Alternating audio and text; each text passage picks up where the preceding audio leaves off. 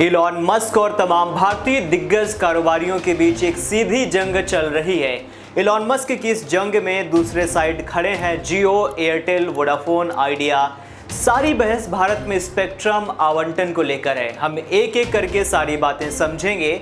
Video में जानेंगे कि किस तरह से स्टारलिंक अन्य इंटरनेट सेवाओं से अलग है और भारत में स्टारलिंक के आने से क्या खास प्रभाव पड़ेगा, भारत में इसकी ज़रूरत है भी या नहीं है। और सबसे इम्पोर्टेंट बात यह है कि क्या मस्क और अंबानी आमने सामने हो गए हैं, क्योंकि भारत में जियो और एयरटेल सबसे बड़े इंटरनेट सर्विस प्रोवाइडर हैं। तो ये जाहिर सी बात है कि स्टारलिंक के भारत में आने से इनके व्यापार पर असर पड़ेगा। इन तमाम मुद्दों पर इस वीडियो में हम बातचीत करेंगे।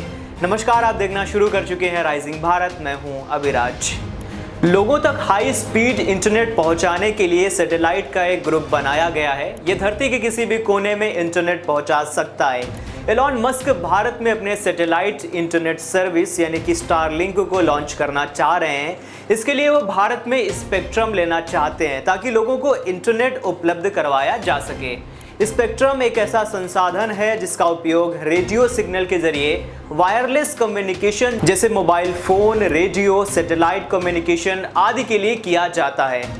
अगर हम आसान शब्दों में कहें तो स्पेक्ट्रम वो मीडियम है जिसके जरिए हमारी मोबाइल फोन से बातचीत, इंटरनेट का उपयोग, टीवी ब्रॉडकास्ट और सैटेलाइट कम्युनिकेशन होता है। इसे सरकारी स्तर पर एलोकेट किया जाता है क्योंकि ये एक सीमित संसाधन है और इसका सही तरीके से उपयोग सुनिश्चित करना जरूरी होता है। आमतौर पर स्पेक्ट्रम का आवंटन नीलामी के माध्यम से होता है ताकि इसका सही मूल्य लगाया जा सके और सभी कंपनियों को एक समान मौका भी मिल सके।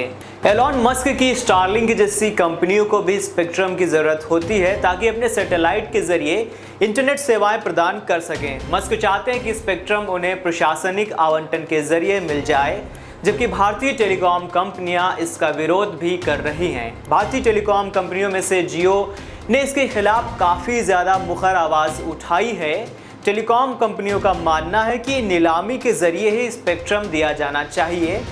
इससे बाकी के टेलीकॉम ऑपरेटर्स को भी बराबर का मौका मिलेगा।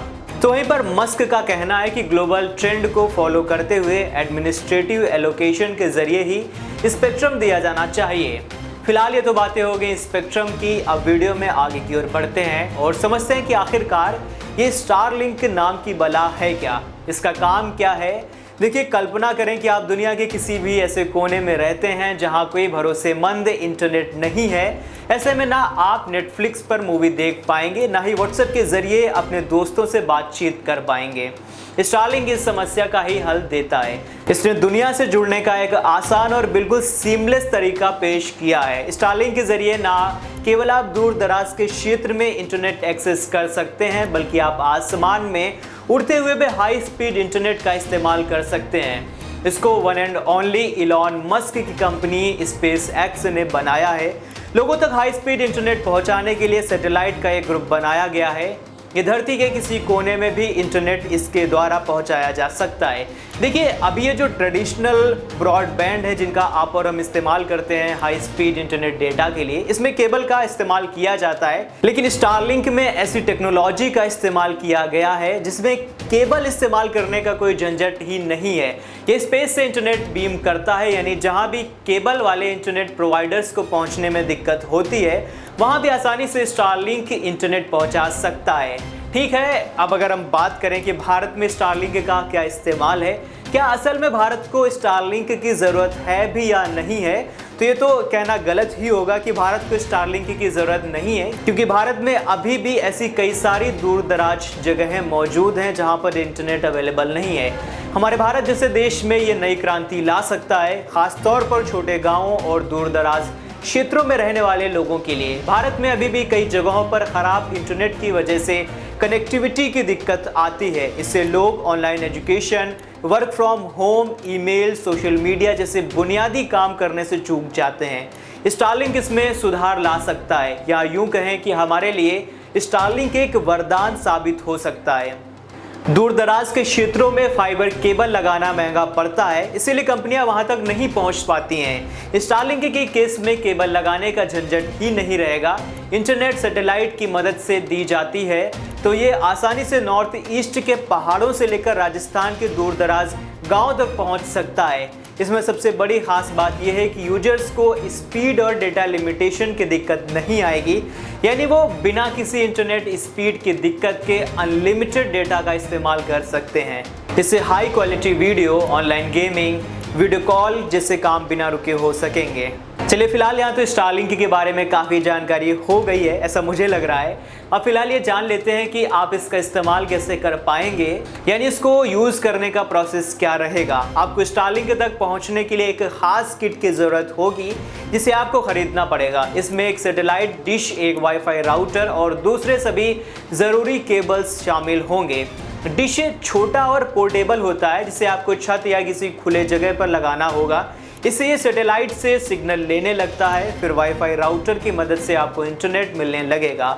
इसका सेटअप काफ़ी ज़्यादा आसान है। इसके लिए कंपनी एक ऐप भी देती है जिसका इस्तेमाल करके आप अपनी डिश को लगाने की सबसे अच्छी जगह भी खोज सकते हैं। सबसे ख़ास बात, इसे लगाने के लिए आपको किसी प्रोफेशनल की ज़रूरत नहीं होती है। अगर हम स्पीड की बात करें तो काफ़ी ठीक ठाक स्पीड है। हालांकि ये आपकी जेब पर भी निर्भर करता है कि आप कौन सा प्लान खरीदते हैं। स्टारलिंक आपको 25 Mbps से 220 Mbps तक की इंटरनेट स्पीड प्रोवाइड करता है। हालांकि स्पीड आपके प्लान और जगह पर, जैसे मैंने बताया, कि निर्भर करेगी। इसके साथ ही एक बड़ा फ़ायदा ये भी है कि आपको अनलिमिटेड डेटा मुहैया कराया जाएगा।